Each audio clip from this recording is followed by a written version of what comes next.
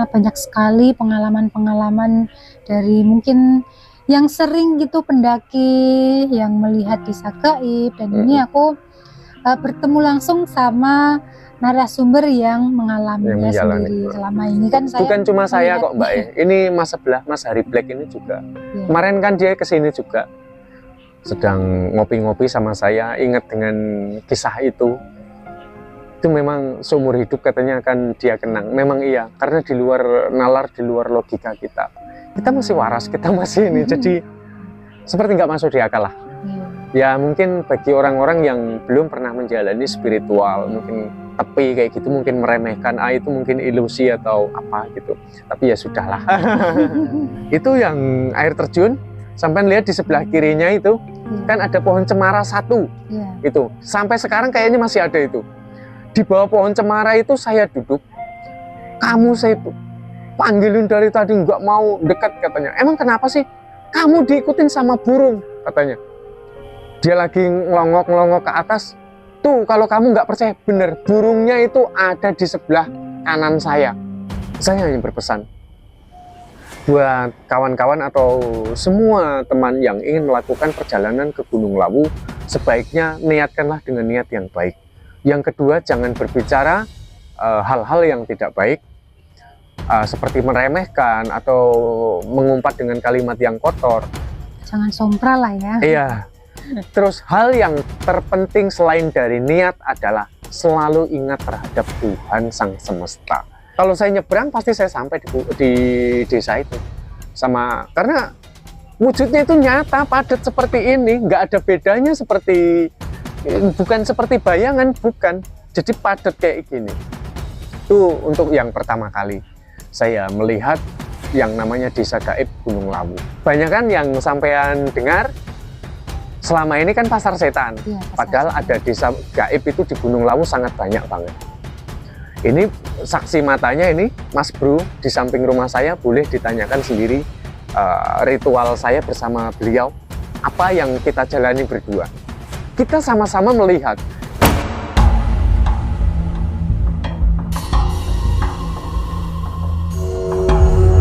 Saya sering mendengar di Gunung Lawu itu ada tempat yang namanya pasar setan. Banyak sekali cerita pendaki yang mengalami tersesat dan menemukan yang namanya tempat pasar setan itu. Tentunya kan menjadi sebuah pengalaman yang sangat mistis sekali kan. Nah, kalau dari sisi sampean ini kan sering yang namanya nepi di Gunung Lawu. Kira-kira pernah dapat pengalaman apa aja ketika menepi di sana? Sebetulnya dari apa yang diceritakan oleh sampean itu memang benar adanya, bahwa di Gunung Lawu itu ada yang namanya pasar setan.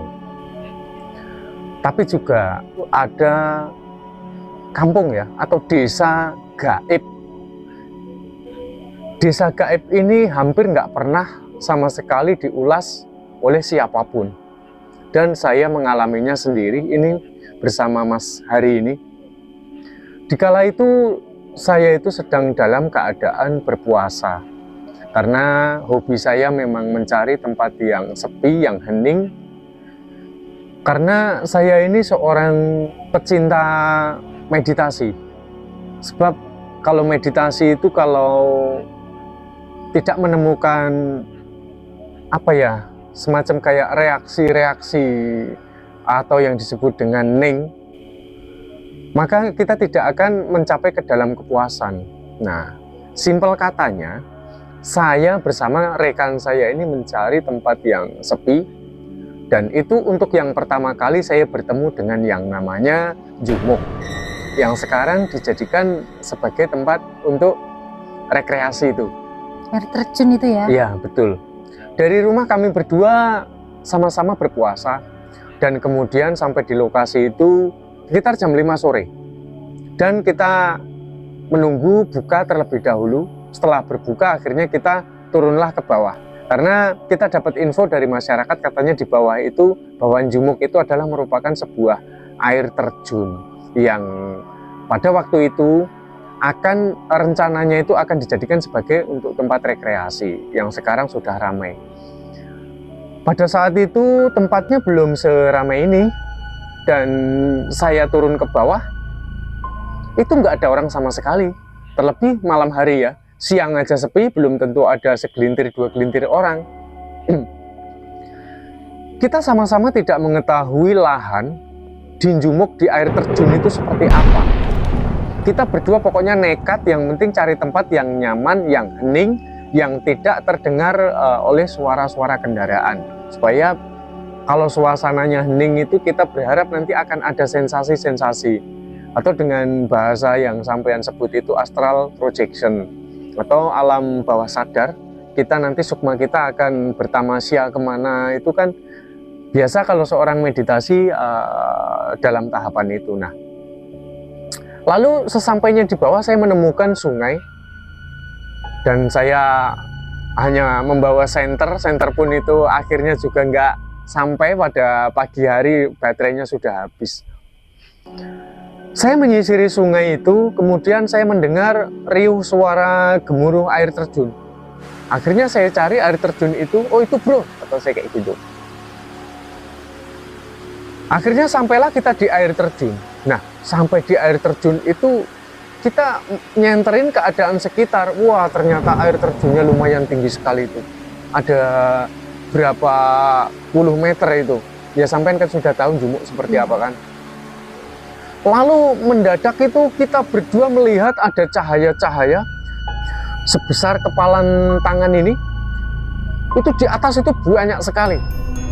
Di samping-samping air terjun itu, termasuk di atasnya dari kejauhan, semuanya mendekat terhadap kita.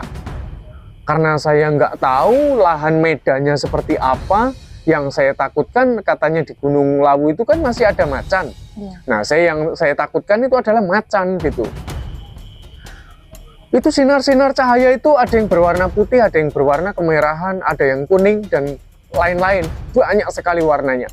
Terus pada akhirnya cahaya-cahaya itu mendekat sama kita, berhenti di sebelah kanan saya ada dua, sebelah kiri ada dua, sebelah kawan saya ini pun ada dua. Dan cahaya itu tidak kemana-mana. Dia berdiam diri, yang lain pada menunggu semuanya di atasnya. Semakin ke atas dia semakin kayak berbaris kayak gitu. Itu banyak sekali. Banyak sekali itu. Dan karena kita itu di situ meditasi, itu yang saya harapkan, saya itu ingin satu petunjuk dari Tuhan Sang Semesta. Karena saya dalam berkeyakinan itu nggak mau ikut-ikutan kayak orang-orang. Jadi langkah saya itu saya pokoknya ingin mendapat petunjuk dari Tuhan Sang Semesta. Udah, saya nggak mau berharap apa-apa lagi. Itu artinya saya membutuhkan adanya sebuah ketenangan. Lalu cahaya itu nggak mau pergi juga. Kata kawan saya, pusaka kali ini bro, kata dia kayak gitu. Terus saya ingat, tujuan kita kesini kan untuk bermeditasi. Kita ingin mencari ketenangan. Kalaupun itu pusaka ataupun itu makhluk apa ya, saya mikirnya malah justru itu karena tujuan saya baik, bahwa itu adalah malaikat penjaga. Saya berpikir kayak gitu. Akhirnya udah biarin aja, saya bilang kayak gitu. Sebetulnya terbesit rasa penasaran. Ya karena saya ingat tujuan semula, ya mau nggak mau kita harus lulus dalam ujian itu gitu. Terus pada akhirnya kita sempat bermeditasi sebentar, dan kita tidak bisa sampai pada titik suwung atau tidak sampai pada astral projection. Kemudian kita melakukan ritual mandi. Malam hari mandi? Malam hari mandi. Kita setelah meditasi itu kita mandi, dan setelah mandi kita balik lagi ke tempat semula. Dulu di jembatan yang ada tempat yang sekarang dipakai untuk selfie-selfie itu kan dulu belum ada penghalangnya kayak gitu. Dan batu-batu besar itu memang dari dulu memang sudah seperti itu. Lalu kita menggigil berdua itu, dan kita lihat cahaya itu nggak kunjung pergi juga dari situ. Selama kita masih di situ, ada di situ juga. Nah, ini yang paling ngeri keesokan harinya, tapi ini biar saya selesaikan terlebih dahulu. Terus kita melakukan meditasi lagi, akhirnya badan kita menggigil, nggak kuat, namanya air gunung kan ya, fisik kita nggak kuat ya, karena kebiasaan sehari-hari saya hidup di dataran rendah. Terus tiba-tiba ke gunung, mandi di air terjun yang sangat dingin sekali, kan badan kita seperti membeku. Akhirnya kita berdua mencari, ayo bro, mencari gubuk. Nah, pada saat saya mencari air terjun tersebut menyisiri sungai yang tadi saya kan menemukan gubuk-gubuk karena di situ mau dijadikan tempat untuk rekreasi. Akhirnya saya menuju salah satu gubuk yang paling dekat dengan air terjun itu. Kita berdua akhirnya melakukan meditasi di situ. Sebelumnya juga walaupun gubuk itu buatan manusia, kita tetap mengucapkan salam karena kita betapa menghargai yang namanya makhluk gaib gitu. Sesampainya di situ, simpel katanya saya melakukan meditasi, kawan saya ini melakukan meditasi juga. Malah justru di situ saya sampai pada alam bawah sadar atau astral projection tadi. Tiba-tiba sukma saya itu melayang. Sukma saya dibawa ke atas itu saya menemukan ada kolam. Kolam kurang lebih sekitar 7 meteran. Dan kolam itu sengaja sepertinya itu dibuat karena bentuk bangunannya itu seperti candi, berbahan candi itu. Tapi warnanya warna keputihan seperti kayak kapur atau semen yang sudah mengering kayak gitu. Batu kapur gitu ya? Betul sekali, tapi bahannya persis itu kayak bahan untuk arca ataupun candi. Lalu saya melihat di tengah-tengahnya kolam itu ada sekuntum bunga yang berwarna merah. Jenisnya sih mirip kayak bunga ros, jenisnya. Saya lihat itu ada ular melingkari, ya ular yang sangat besar sekali. Ular itu berwarna hitam dan ada garisnya kekuningan, tidak begitu cerah sih. Terus melingkari bunga itu. Dan saya sendiri penasaran itu bunga apa kok sampai dilingkari ular itu, dan ular itu nggak mau pergi dari situ. Mungkin kalau yang mendengar cerita saya ini mungkin dianggapnya seperti dongeng mungkin. Tapi buat orang-orang yang suka dengan spiritual, dia sering menjalani tepi, saya rasa dengan apa yang saya utarakan ini di telinga mereka sudah biasa hal seperti ini. Simpel kata, kemudian langsung sukma saya dibawa itu ke air terjun itu persis, karena mungkin saya meditasi kan, mungkin kan mendengar air terjun mungkin ya, alam bawah sadarnya itu kayak gitu. Lalu saya melihat air terjun itu kayak ada yang bergerak di dalam air terjun itu, dan seperti ada gua persis ada di tengahnya. Saya berjalan maju. Saya lihat ternyata apa? Macan besar sekali menghadap ke saya. Dia membuka mulutnya kayak gini, taringnya itu sangat tajam sekali dengan mata yang sangat besar sekali, kayak sedang marah dengan saya kayak gitu. Akhirnya saya terkejut, saya takut, saya mundur, dan akhirnya saya tersadar. Itu macannya memang besarnya sewajarnya atau tidak wajar? Bahkan ada setinggi pintu itu macan besarnya itu. Macan tidak sewajarnya. Akhirnya saya tersadar. Nah ini untuk simpel katanya. Terus keesokan harinya kurang lebih sekitar jam 9:30 pagi, saya itu berniat ingin mencari batu dan mau mandi di air terjun itu. Batu akik, karena waktu itu zaman batu akik. Sedang viral-viralnya batu akik. Nah saya berdua sama rekan saya ke air terjun itu. Terus saya mencari batu sampai capek banget tuh, nggak ada yang bagus sama sekali. Batunya itu warnanya hitam semua, nggak ada batu yang... Batu gunung ya? Batu gunung ya, walaupun gunung juga kalau di Jawa Barat kan banyak sekali kalau di senter tembus kayak gitu. Tapi kalau yang di Gunung Lawu itu kalau nggak coklat warnanya hitam. Seperti batu untuk bangunan kayak gitu. Batu yang keras sekali lah itu. Lalu mendengar ada suara rame-rame di sebelah kiri. Nah ini yang saya bilang desa gaib di Gunung Lawu. Kebanyakan yang sampean dengar selama ini kan pasar setan. Ya, padahal setan. Ada desa gaib itu di Gunung Lawu sangat banyak banget. Ini saksi matanya ini Mas Bro di samping rumah saya, boleh ditanyakan sendiri ritual saya bersama beliau. Apa yang kita jalani berdua. Kita sama-sama melihat itu rame-rame. Kita nggak berpikir bahwa, kita nggak ada curiga bahwa itu adalah kampung atau desa gaib. Rame-rame loh. Kita melihat di situ rupanya ada jembatan bambu. Jembatan bambu itu terbuat tulang-tulangnya juga dari bambu yang utuh itu, lalu pijakannya itu dari anyaman, dianyam. Kurang lebih panjangnya sekitar 15 meteran. Dan kampung itu hanya berjarak kurang lebih sekitar 50 meter dari tempat saya berada dan rekan saya ini. Lalu Loh bro, kok di situ ada kampung? Kata kawan saya kayak gitu. Iya, semalam kita nggak lihat. Cuma karena malam kan ya.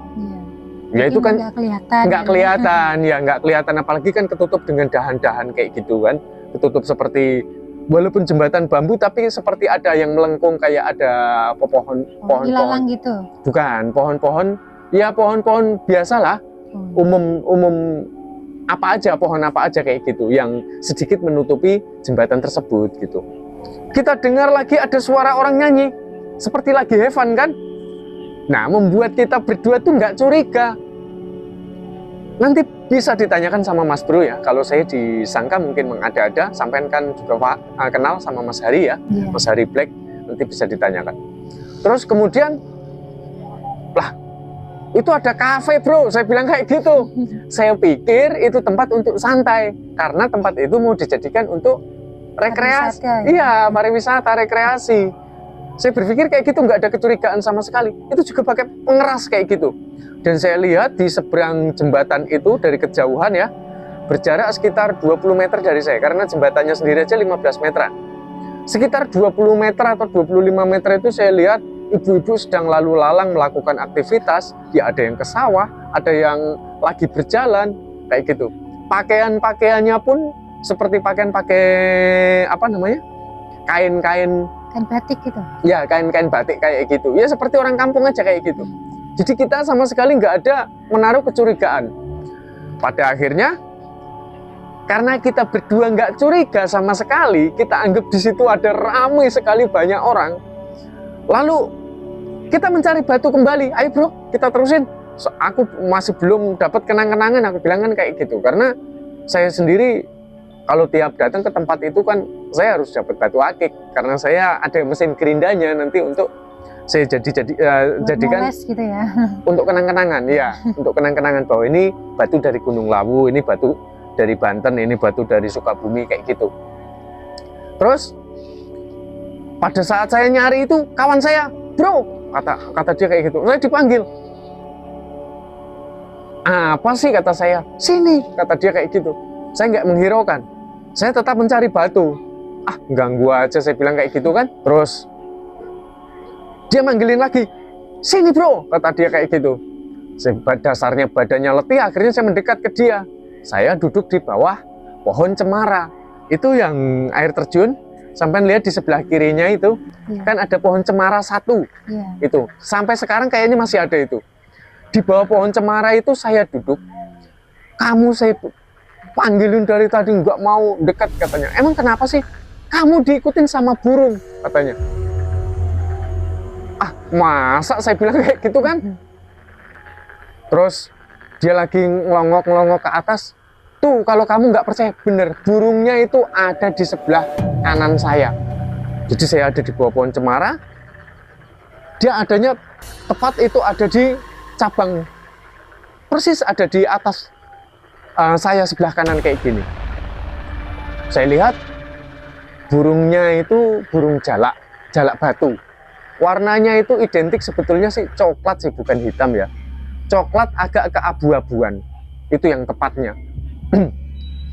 Lalu saya berpikir, masa iya burung itu kamu ke sana ikut ke sana, kamu ke sini ikut ke sini, kata dia kayak gitu. Saya nggak percaya kan. Karena rasa penasaran saya, akhirnya saya jalan lagi. Saya tes itu, saya nyebrang jembatan, burung itu ikut saya bener. Saya kembali lagi ke tempat rekan saya, kembali lagi, burung itu ikut saya. Tuh kan kamu baru percaya, kata kawan saya kayak gitu. Iya ya, saya bilang kayak gitu, saya langsung merinding kan. Itu burung nggak sewajarnya loh. Terus pada akhirnya, ayo bro, kita ke musola karena sudah mau azan zuhur ya, kala itu. Akhirnya saya ke musola, burung itu masih ngikutin saya ke musola. Pokoknya dari pohon yang satu hingga yang satu ke yang satu sampai ke musola, burung itu akhirnya hilang. Hilangnya ya bukan hilang, maksudnya hilang misterius kayak gitu. Ya nggak tahu kemana gitu. Iya, ke pohon lah kayak gitu ya. Lalu kemudian karena sudah sore hari, saya kembali lagi tuh penasaran. Ayo bro, kita balik lagi. Saya masih belum nemu batu cincin, saya bilang kayak gitu kan. Nah, terus akhirnya kita kembali lagi tuh. Setelah kita kembali, burung itu pun nggak ada ngikutin kita, dan kampung itu ikut hilang.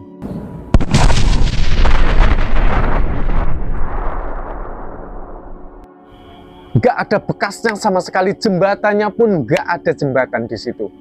Itu yang membuat saya betul-betul sama kawan saya itu shock. Memang ada orang yang berkunjung 1-2 langsung kabur, 1-2 langsung kabur. Tapi kejadian di pagi hari, padahal matahari sedang terbit ya, itu nggak ada satu orang pun kecuali saya dan rekan saya ini yang tahu kalau di situ ada desa gaib. Wah, saya merinding. Akhirnya saya mandi, tetap nekat, terus saya nyari batu lagi, nggak dapat. Akhirnya saya ngambil tanaman. Setelah saya ngambil tanaman, saya tanya, Mas bro, kamu dapat sensasi apa semalam di meditasi? Nggak dapat apa-apa, kata dia kayak gitu. Kalau kamu, saya ceritakan kejadian saya. Kalau saya di astral projection menemukan sekuntum bunga berwarna merah dan ular, lalu saya melihat macan di air terjun itu, gitu. Yang membuat Mas Bro itu sampai saat ini dan saya itu sampai terheran-heran, seperti nggak masuk di logika. Saya masih sehat, saya juga secara akal juga saya tidak. Dan apa yang saya lihat dan saya jumpai itu adalah ujian dari Tuhan. Maka kita berdua sudah memiliki prinsip itu. Lalu pada akhirnya, ya udah, sekarang gini aja, kita tarik napas sedalam-dalamnya, kita bayangkan bahwa alam semesta ini mendoakan kita. Saya bilang kayak gitu. Tarik napas sebanyak-banyaknya, keluarkan pelan-pelan biar rileks. Jadi kita sama halnya dengan pernapasan, ataupun dapat diartikan bisa dikatakan zikir napas, mungkin bisa ya, merasakan nafas yang keluar masuk sampai pada titik hening itu. Saya seperti menemukan satu kedamaian dalam hati yang wah, seumur hidup saya belum pernah saya mengalami seperti itu. Saya menemukan kedamaian, bahkan sedikit penyakit aja di tubuh saya itu saya nggak merasakan, lenyap semua. Bahkan gatal sedikit aja di tubuh saya itu saya merasa sudah nggak ada sama sekali. Jangankan penyakit yang lain ya. Nah, setelah seperti itu kawan saya tanya, gimana bro, kamu udah lega belum? Nemuin apa? Saya bilang kayak gitu kan. Tanya, saya nggak nemuin apa-apa. Ya udah, nggak apa-apa. Besok kita kembali lagi ke sini. Sekarang kita pulang dulu. Saya bilang kayak gitu. Akhirnya kita pulang berdua. Tapi sebelum sesampainya di rumah, saya pesan sama kawan saya, bro, nanti kan kita mau pulang itu kan, sampai di rumah itu kita harus nunggu berbuka puasa dulu di jalan kan. Akhirnya sore hari itu kita santai, pulangnya tuh santai. Nanti kamu kalau udah sampai rumah, usahakan untuk mandi air bunga dulu ya. Saya bilang kayak gitu. Sesampainya di rumah, saya kalau nggak salah itu karena santai, 10:30 malam. Saya kan waktu itu nggak tinggal di rumah, karena saya kalau suka meditasi, lakon itu saya nggak mau tinggal di rumah. Saya tinggalnya di gubuk di pinggir sawah itu, dekat warung ibu. Lalu bro itu telepon saya, bro udah tidur belum? Saya bilang belum. Emang kenapa? Saya mau ke situ. Kamu nggak capek kan? Enggak, biasa aja, saya bilang kayak gitu. Akhirnya bro itu datang. Setelah kita habis mandi ya, habis mandi air kembang masing-masing di rumah masing-masing. Ada apa bro? Saya bilang kayak gitu. Emang kamu nggak capek? Aku ditemuin wajahku sendiri, katanya kayak gitu. Secara nyata kayak gini. Dia lagi senyum di... Dulu rumahnya kan masih anyaman bambu mas bro ini. Belum rumah tembok kayak gini kan. Emang dia ngomong apa? Dia nggak bilang apa-apa, dia cuma tersenyum, katanya wajahnya ganteng banget, katanya kayak gitu. Oh ya udah, nggak apa-apa itu, saya bilang kayak gitu.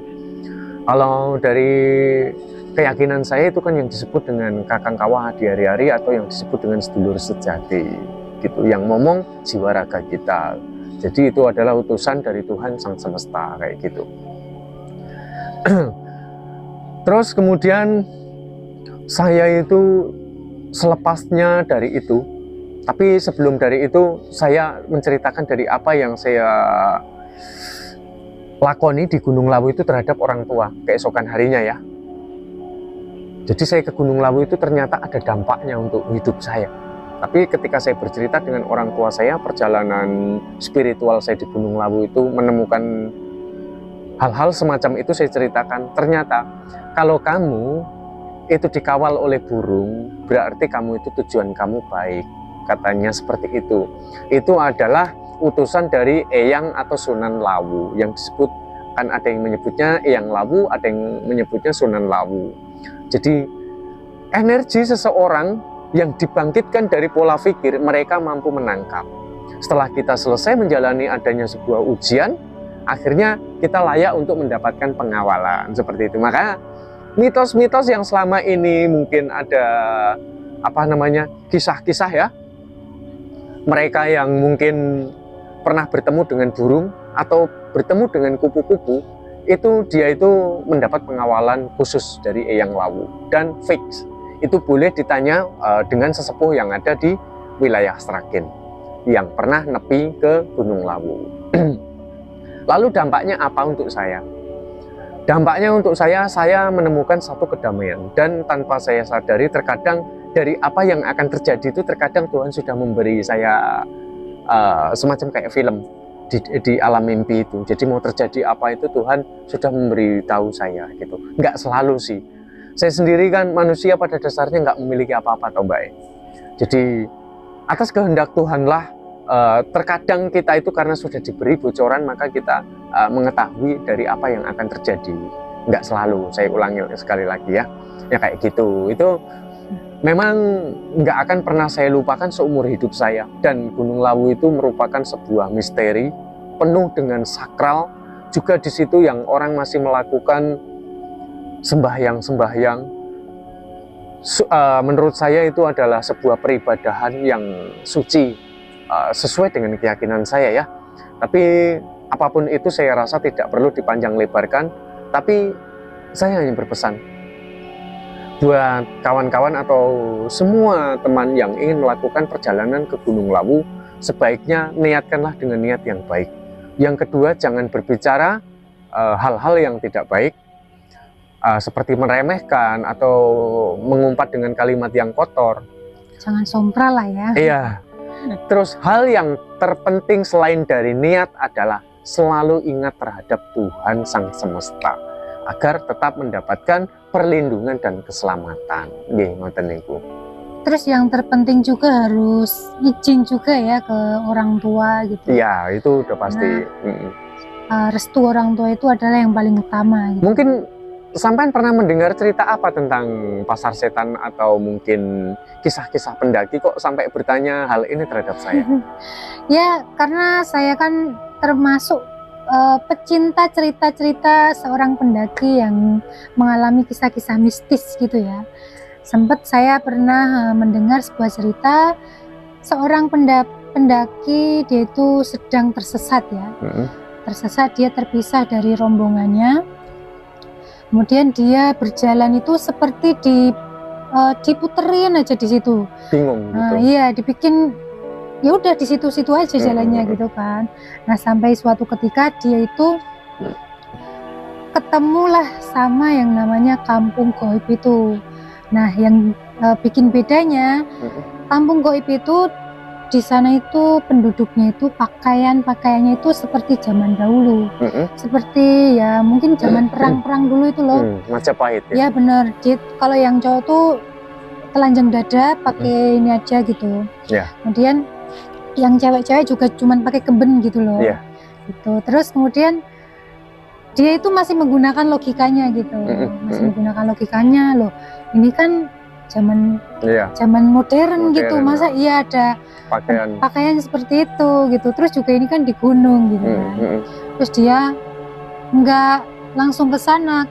Kadang kan misalkan dia sudah putus asa ketika dia menemukan kerumunan, secara kan dia tersesat ya, pengen minta bantuan gitu. Dia bakalan masuklah ke desa itu, tapi ini enggak, dia langsung balik. Soalnya kalau menurut cerita kan, kalau sampai masuk ke desa gaib itu, dia nggak akan bisa lagi pulang ke alam nyata. Gitu langsung. Karena memang posisi letak setelah desa gaib itu hilang, sebetulnya posisinya itu masuk ke dalam gunung. Jadi seperti kita itu masuk ke dalam tanah. Setelah kampung itu nggak ada ya, setelah tadiannya seperti kampung kayak biasa kayak gitu, cuma agak nanjak sedikit kayak gitu. Tapi setelah kampung itu nggak ada di Jumuk itu ya, kalau kita masuk kampung itu berarti sama aja kita masuk ke dalam tanah Gunung Lawu kayak gitu. Makanya ya saya percaya kalau dengan orang yang sudah masuk ke situ, mungkin yang bisa balik itu hanya orang-orang tertentu gitu.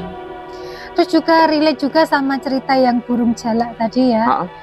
Dia tuh langsung di tengah keputusasaan dia terduduk gitu sambil mengeluarkan snack ya yang dia punya, tinggal sisa-sisa gitu, sambil makan. Tiba-tiba ada burung itu nyamperin gitu, terus dia kasih makan lah, diajak ngobrol gitu sebagai ya udah nggak ada harapan lagi lah, dia ada kawan sudah, ngobrol itu burung satu-satunya yang bisa diajak untuk benar, dia karena sudah putus asa lah, udah dia ngobrol aja sama burung itu. Terus ada suatu ketika burung itu bertingkah aneh lah, dia terbang ke sana, kemudian balik lagi, terus terbang lagi, balik lagi, itu berulang-ulang kali, seperti kayak pengen menunjukkan sesuatu gitu ya. Terus dia ikutin lah sama burung itu, diikutin terus sampai suatu ketika dia ketemu di jalur utama. Nah itu jalan yang nyata, jalan yang iya benar, dia udah nggak tersesat lagi lah gitu jalan semula lah ya. Ketika dia sudah ketemu jalan utama itu, jadi petikannya berarti itu burung itu menjadi petunjuk jalan bagi dia. Iya, ya, benar. Seperti itu, sama persis dengan cerita dari orang tua kandung saya. Jadi memang selain dari pendamping burung ataupun kupu-kupu, kalau orang itu tujuannya baik ya, juga perilakunya baik, itu selain untuk mendampingi agar kita tetap aman, kan kalau didampingi oleh burung itu nggak ada makhluk-makhluk yang mengerikan di sana yang akan muncul, nggak akan ada. Ini saya merinding nih. Ya, terus ketika dia sudah turun ya, berhasil turun ke base camp, kemudian dia itu ya sempat ceritalah sama mungkin ranger di sana ya, yang selalu memantau para pendaki gitu ya. Itu cerita kalau dia ada titik itu, dan si orang tersebut ya, ranger tersebut lah bisa dibilang gitu ya, itu tuh tempatnya blank 75. Jadi kalau sana benar-benar sudah jurang semua, sudah jurang semua. Ketika misalnya ada yang terjun ke sana, untuk mengevakuasi itu udah nggak mungkin bisa lagi. Jadi kebanyakan hilang lah ya. Hilang gitu. Ya memang selain dari itu, burung itu merupakan penjaga. Burung itu memang di Sragen ini ya terutama, burung itu atau kupu-kupu itu sebagai petunjuk arah bagi orang-orang pendaki atau yang memerlukan. Hanya orang-orang tertentu yang mungkin memancarkan energi yang positif dengan tujuan yang baik, yang diimbangi perilaku yang baik, maka ya ada pertolongan. Jadi sudah banyak sekali memang yang menceritakan tentang itu. Kalau ini kan saya mengalami sendiri. Tadinya saya nggak percaya dan saya nggak tahu bahwa di Gunung Lawu itu ternyata ada sosok burung yang menurut saya tingkah lakunya aneh kayak gitu. Nah, saya juga baru tahu bahwa itu kisah itu dari orang tua saya. Sebelumnya saya nggak tahu menahu masalah hal itu kayak gitu. Kalau masnya pernah nggak pengalaman kayak masuk ke desa goib gitu? Pernah nggak? Masuk ke desa goib? Iya. Ini secara raga semua atau astral projection? Kalau semua, kalau ya boleh diceritakan sepengalaman. Kalau astral projection sering, karena saya kan sering meditasi. Jadi misalkan saya, makanya jangan heran kalau orang kok mau ke Mekah dalam waktu sebentar kayak gitu, kan sebetulnya atas kemurahan hati dari Tuhan Sang Semesta. Maka ada seseorang yang ditunjukkan Mekah, ada orang yang tunjukkan di makam, atau ada di tempat yang sangat angker atau sakral, atau tempat yang aneh-aneh lah pokoknya. Tapi kalau secara kayak gini ya kemarin itu aja, kalau saya nyebrang pasti saya sampai di desa itu, karena wujudnya itu nyata, padat seperti ini, nggak ada bedanya bukan seperti bayangan, bukan, jadi padat kayak gini. Itu untuk yang pertama kali saya melihat yang namanya desa gaib Gunung Lawu. Jadi saya mempercayai kalau pasar setan, orang tua saya, bapak saya kan dulu kan sering ke Pasar Setan, juga ke tempat-tempat yang lain kan, Pringgondani. Bapak saya kan dulu kan hobi tepi kayak saya gini juga. Jadi pengalamannya itu hampir mirip-mirip dengan saya gitu. Kalau beliau menceritakan memang di situ selain Pasar Setan itu yang namanya Kampung Setan atau Desa Setan, Kampung Gaib ataupun Desa Gaib itu banyak sekali. Kalau Pasar Setan ya tempatnya cuma satu itu aja, kayak gitu. Oke, terima kasih ya Mas sudah menceritakan pengalaman mengenai Desa Gaib ini.